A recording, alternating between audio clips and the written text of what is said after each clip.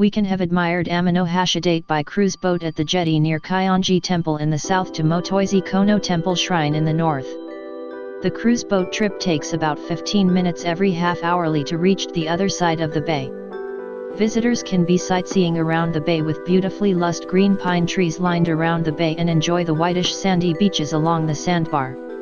There are a lot of seagulls flying alongside with the cruise boat. You can feed these seagulls. They fly close and take food from tourist hand. They are awful and with a sensational touch to your visit. A very rare opportunity and an unforgettable experience.